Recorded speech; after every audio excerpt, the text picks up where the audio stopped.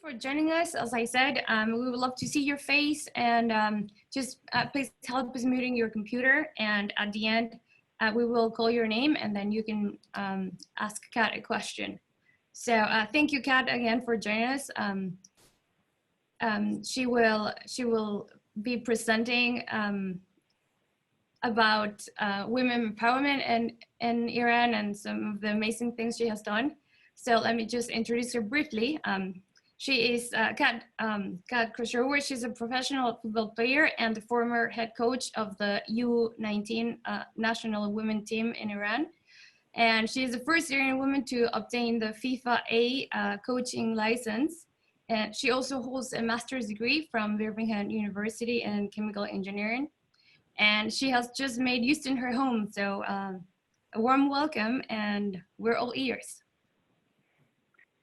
All right. Hi, everyone. I hope you are staying safe during Hurricane Laura, but I think in a lot of areas in Houston, it is sunny and there's rainbows and barely any rain happening. So thank God for that.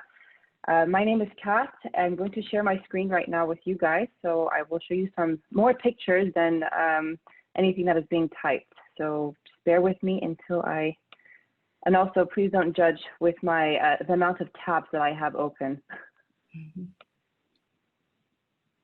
Okay. Then, okay, does everyone see it? Yes. Okay. All right. So I was the former coach of the Iranian U19 under-19 national team, and eventually that led me to come to the U.S. But there's a huge story that is in between the last 15 years of my life that I would love to share with you all, because there's just so much discrepancy about being an American and an Iranian, and I would love to see and brainstorm how we can bridge these two beautiful cultures together. Okay, I was born in Tulsa, Oklahoma, to Iranian parents. I'm sure a lot of you are like, well, how did Tulsa end up being in the middle of, my life story? But Tulsa was at the time in the 70s and 80s, one of the largest places for oil and gas companies that were being developed. And my family was in oil and gas. I started playing soccer when I was 5 years old and couldn't get enough of it. From there, I ended up, gradually getting on stronger teams. I was being noticed by the Olympic development team and the state team, and eventually on the regional team, which is one step closer to the national U.S. team. On summer of 2005, I decided to go visit Iran for the first time to see my grandparents before I would be fully committed to a U.S. college for soccer and not ever have that chance to go visit a country where I am, my family is from, where my DNA and my lineage is from. So this is where my story began, and I will share it with you today. Okay, so Iran, a few things that come to your mind are, very negative connotations. It's a country where, Bush described it as axis of evil. Women have no rights. Women, they can't vote, could they? I mean, it's the Middle East. And these are all the negative thoughts that people have in their head. But you will go walk across Iran, you see women are, they're driving, they are honking, they won't let you bypass them.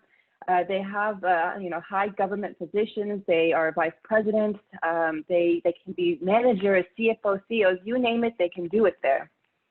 Also in Iran, you have something called the compulsory hijab. Although it is not written in the laws, it is something that you should do and wear. And I did not know that whenever I got off the plane entering into Tehran. And in the early 2000s, there was no women's sports, or there were no team sports like soccer or volleyball or even basketball. And this was stopped in the 1979 revolution. So it took some time until women's sports were able to come back together and start forming national teams, leagues, and similar systems that we are seeing in the U.S. today. When I moved to Iran, there was no women's soccer national team. I actually was privileged to help start it by convincing certain officials that were decision makers to start women's soccer. Initially, they were like, no, women don't need to play soccer. You know, go get involved in different sports like wushu, taekwondo. You know, not soccer, because soccer is the #1 sport, and you know, we've never had women play before. I was able to convince him by juggling an orange, and from that, you know, my juggling of an orange, you know, impressed him so much that he signed the papers for it to go through to Parliament to eventually be passed where women can start playing soccer. This was the very first month that I arrived in Iran, not knowing that I'm not going to go back to the US. I ended up creating a wave of, you know, attention in the media that the women's national team for soccer, how is that possible? These were our outfits. And mind you, I'm an American girl playing with, you know, short sleeve shirts, no hijab, none of that. And as you can see where the arrow is, I'm number 20. That's what my outfit ended up becoming for me, and my national team jersey, where I take great pride in to represent. Excuse me. This was, you know, 2005, and our very first tournament that we played, it was in Jordan. When we went there, we had to go with a huge delegation, because they were unsure about, you know, the Islamic Republic of Iran, you know, coming outside of Iran, playing with this hijab, because it was the first time. And this is at a time where FIFA, which is the, you know, the global head of soccer for the world, they were mentioning that if women want to gain attention, if they want sponsorships, if they want to, you know, have better headlines in a newspaper and be more profitable and marketable, wear tighter shirts and shorter shorts. And here all of a sudden comes, you know, the Iran national team with this ninja gear. Now, after a couple of years of, you know, gaining good press, and the fact that, you know, our men's national team was going to World Cups, so they were fairly famous, not just in Iran, but worldwide. You know, people were expecting the same from the women's national team, and we were giving them just that. We were, you know, winning against top teams only after a short time of being established as a national team and bringing those players in and training them. There was a hijab ban in 2011, and I spent, you know, a good 2 years fighting for this hijab ban to be lifted. Now, what does that mean? It means that women who wear hijab are not allowed to participate internationally at big tournaments such as the Olympics, World Cup, and, you know, those tournaments that you work all your life to get to. Actually, the game against Vietnam, where you see me as a player, this was the game where the tournament where we qualified from the first round to get into the second round. So it didn't make sense that the officials would ban us from the second round. We fought for several. We fought at several courthouses. We tried to get a lot of different human rights movement into it. The Prince of Jordan was, you know, helping spearhead this issue, because it wasn't just the Iran national team that was completely put off from playing. It was other players that wear the hijab. You know, I was not raised with wearing the hijab, but I represented, and I fought so hard to get all girls who wear the hijab to play. So it was an important matter to not put aside several millions of girls who want to play, instead try to attract them to continue to play. And it wasn't, like I said, just one country. It was several countries in Asia and even players in the US. After my playing experience, around 24 years old, I was given the opportunity to start coaching and getting my coaching degree. I spent 6 years traveling all over the world, and but being trained by some of the best coaches in the world, whether it was in the UK or whether it was in Europe or in Asia. But it took me 6 years to gain the coaching license, and I wanted to use it to come back to Iran and try my best to get the Iranian national team towards the World Cup, or at least become the Asian champions. One thing that I promised myself was that I was not going to let one girl, I didn't want anyone to not be seen. So I was traveling across the entire country, whether it was little tiny suburbs, villages, and whatnot, to go find talent.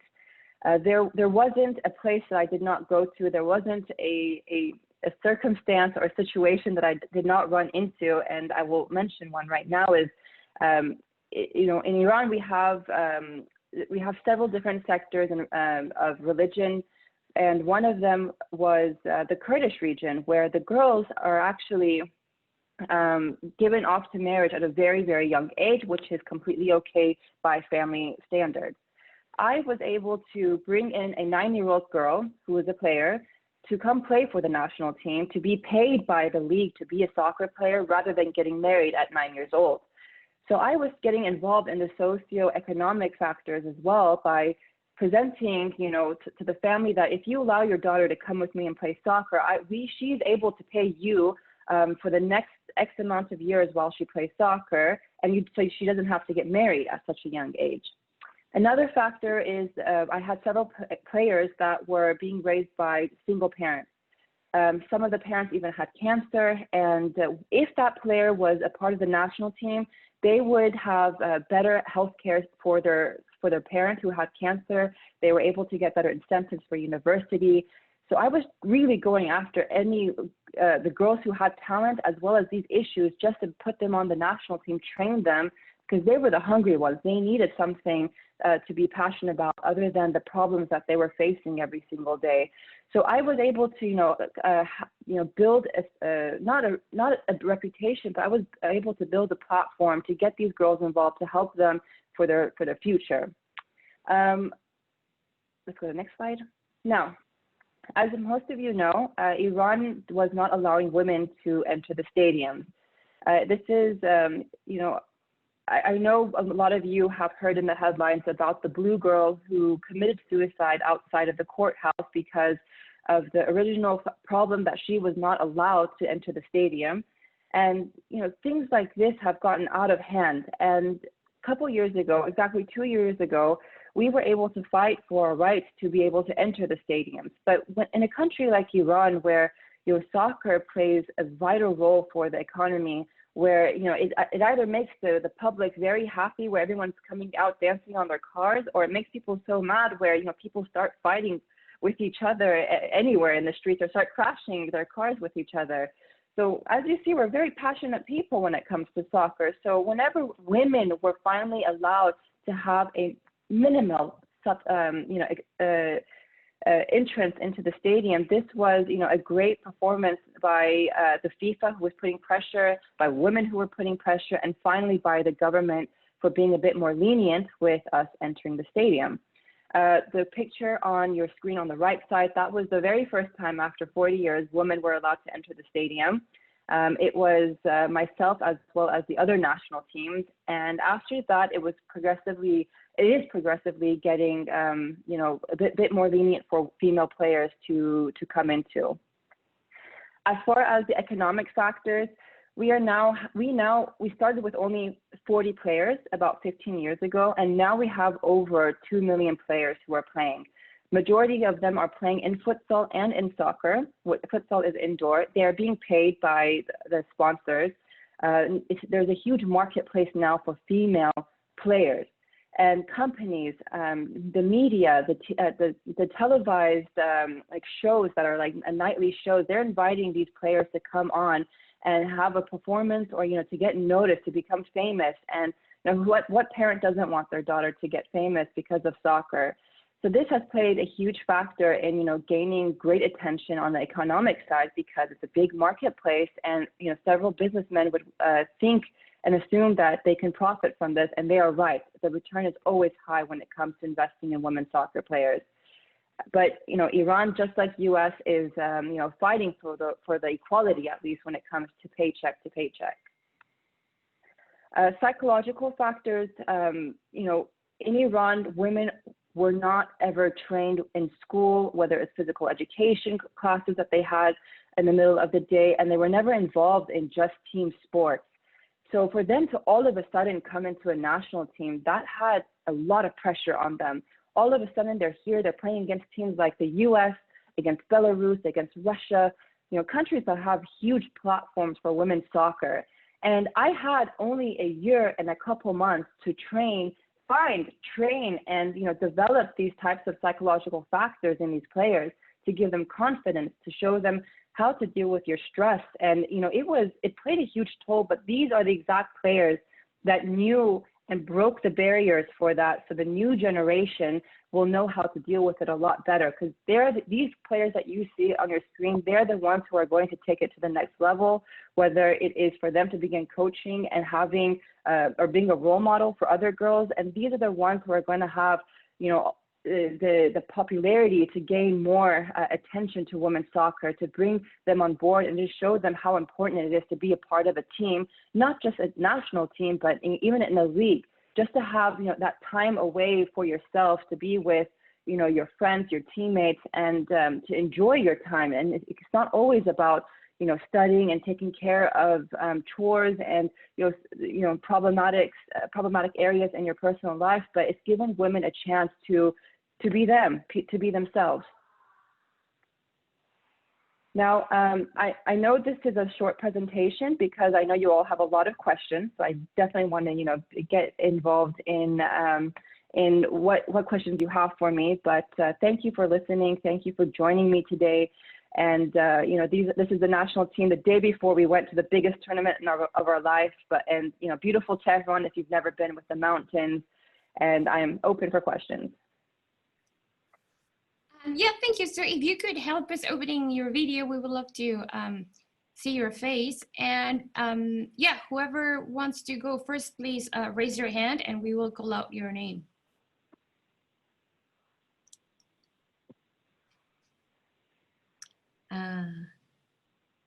Okay, let's begin with Johan. Well, Kat, salam. Salam.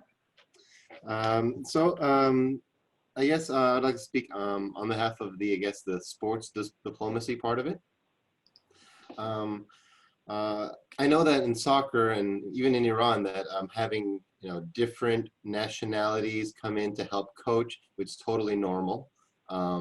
But just curious, as kind of an American, Iranian American, if that was any differently, if you're treated any differently. Of course, obviously, you'd like to say the people, there wouldn't be too much of a problem with the people, but I was wondering if you had any trouble when it came to, I guess, maybe the hierarchy, if not the government, then the soccer federation there, not just being a foreigner, but being an American. I know that there are different stories of that. I think there was a basketball story that came out, a documentary back 10 years ago or so, but speaking as an Iranian American, how would you, would that be any different? Was there any difference or any troubles that you ran into there? Okay, so, they've never really had a female, dual citizen, one citizenship being American, enter the country. And that's why it actually took me about 10 years until I was given the privilege to coach the national team. So I was always the assistant. I was always, the fitness coach.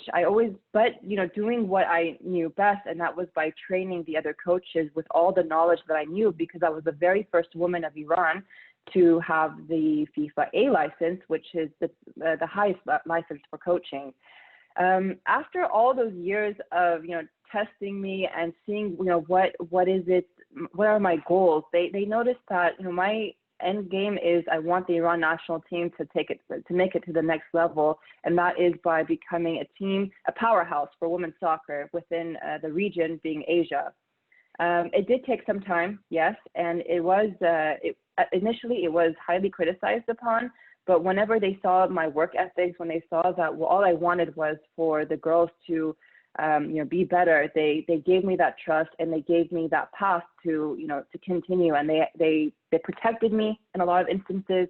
They wouldn't allow social media or anybody who was against it to speak bad about this, because I'm Iranian as well. But my American side played a huge pivotal role for the fact that I was Western raised, the fact that I did have a different type of education, and the fact that I had, since I was 5 years old, that playing experience. So that was what I was offering and bringing to the table. But it did take time for me to become the head coach. Ronan, you want to be next? Oh, you're on mute, sorry. I say thank you, Kat. That was fascinating.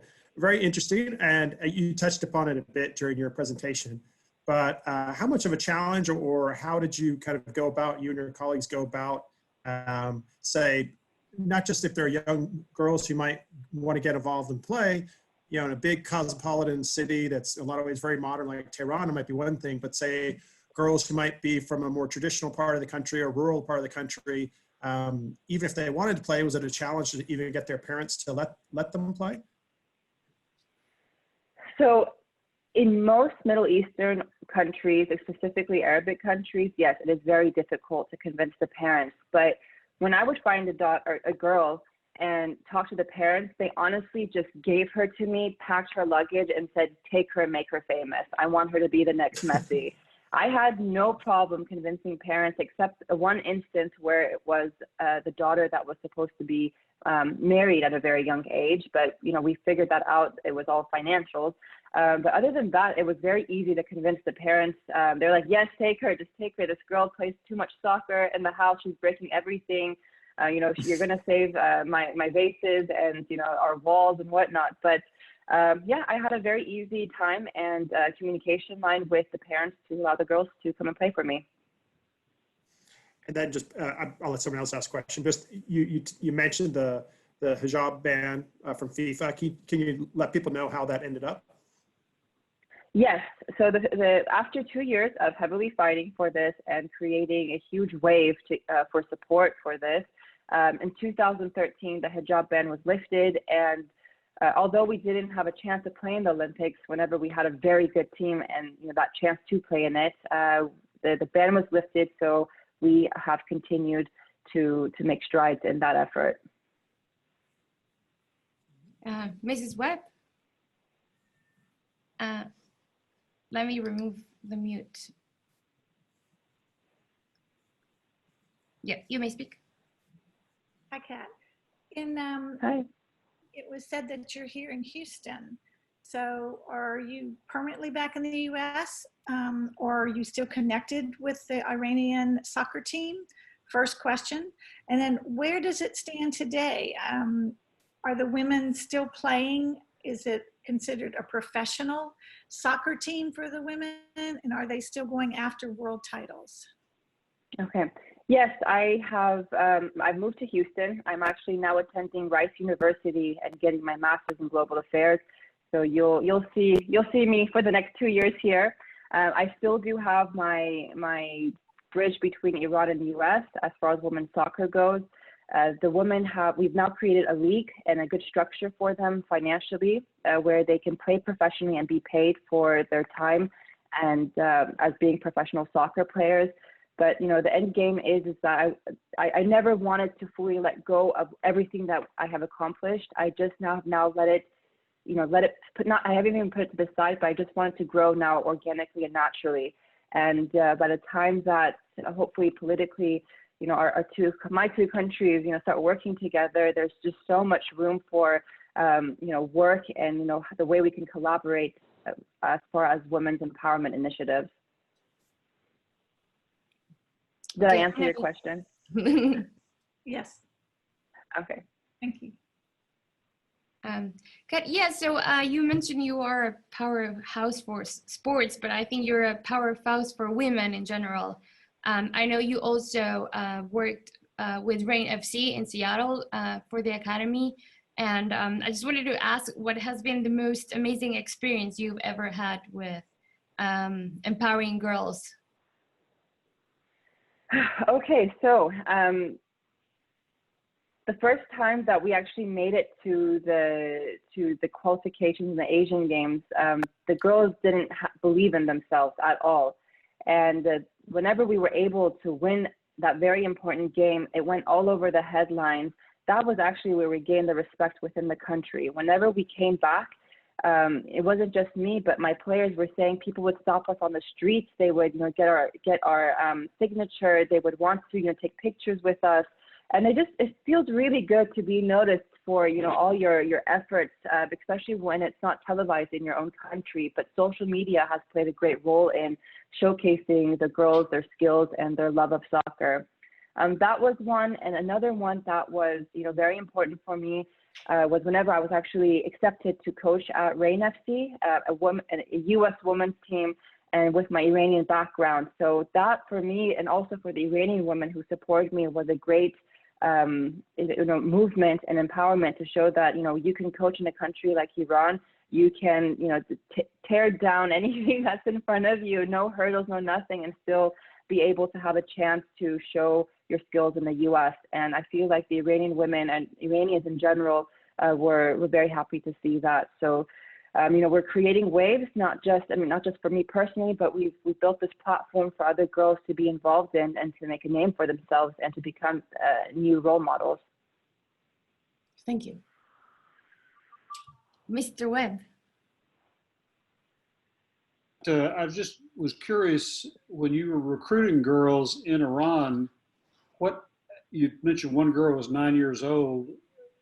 At what ages were you actually going around and trying to locate people? And did you have trouble finding girls who had any training before they made contact with you with regard to already having some experience playing soccer? Mr. Webb, these girls had no experience playing soccer before. So women's soccer was never really something that they could have gotten involved in easily. How I found them was generally being just given names and walking around town to parks, to schools. And typically at the parks, you would see the boys playing against each other, like pickup soccer. But you'd always find that one girl who cuts her hair really short and acts like a boy to play with the boys. And those were the players that I was always choosing. And they're phenomenal. They're trailblazers back in Iran. And, the age group that I was going for specifically for my team was under 19, but I was also in charge of finding every age group possible and anyone who had talent. And about how many women would you say are involved in the professional soccer league in Iran now, today? Okay, so in the league, we have 10 teams, and we have about 4,000 who are now fully involved and being paid as professionals. Wow, that's pretty impressive. Yeah. Yeah, very advanced. Can I follow up? Of course. Sure. Is there, with the 10 teams, I'm assuming they're all over the country. So is there as much heated love and or hate for the teams for the women as there are in men's teams when the men compete? Is it the same? Oh yes. It's because only women are allowed to be the fans or in the crowd. Like you'll see two sides, fully, engaged as much as possible. There's a great fan base there for the women. And, you have arch rival enemies as well. And you just have to deal with it as diplomatically as possible. Some don't, but most try. And so are the men are not allowed to attend the games? Are any of the men trying to open that up, like women opened up going to men's soccer games? Yes. Currently, we have husbands and fathers, participating, but they have their own section. Oh, okay. Okay. Can I make a comment? Sure. I gotta say, everyone else, please feel free. Don't be afraid to ask questions. Kat, I was just curious, how many Iranian women now are actually playing professionally outside of Iran? How many women outside of Iran are playing professionally? Okay, so in Asia by itself, you have over I think it's almost 5 million players. Last time I checked, it was about like 4.5. Sorry. What I meant was how many Iranian women are playing professionally outside of Iran? I can count, unfortunately, that number with my fingers. We have who have played on the national team. We have about 7 who are Iranian, but play for they're naturalized in a different country. We have about 20 actually. Are they, I guess, kind of heroes to a lot of the girls that they're playing in some of these big leagues around the world as well as for the national team? They're heroes, but there's a lot of competition. There's a lot of competition right now. Because of sanctions, because of the political heat right now that's happening, it's very difficult for these girls to get recruited outside of Iran, because the original plan was to bring the under-19 national team to the U.S. to have a 1-month training camp and games set up for them. As far as it getting cleared, it was cleared. I could not get them visas, and I had about 4 girls after the Asian Games who were given full tuition scholarships for a couple universities in the U.S. So if that market opens up, if politically I was able to handle that, I'm very certain that all of my national team players could play outside of Iran easily. Yes. It's on mute. 1 second. Yes. Hi, I just wanted to say what a trailblazer you are and how exciting it is for me to hear that your career, you started here in the US and went back to your hometown and developed those young women. It's amazing. And thank you. That story needs to be passed on more than just through World Affairs. You need to write a book.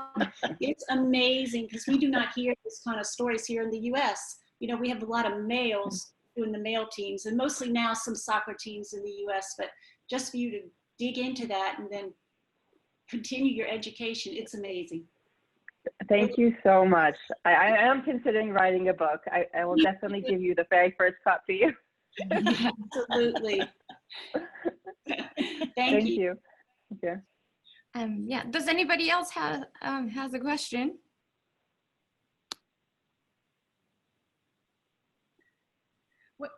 I'll ask.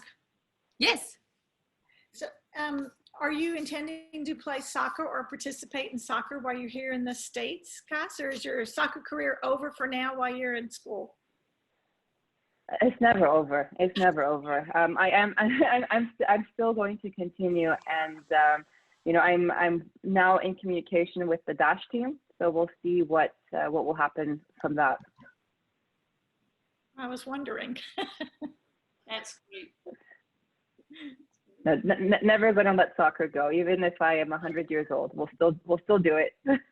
Very good. Very good.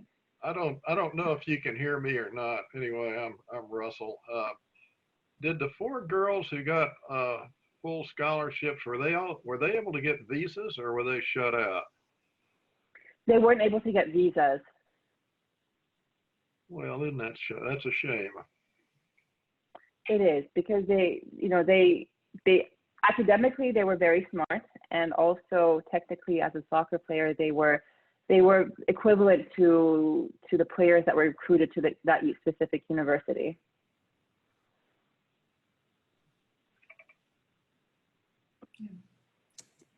Okay, well, Kat, you're amazing. We admire you. Thank you again for joining us.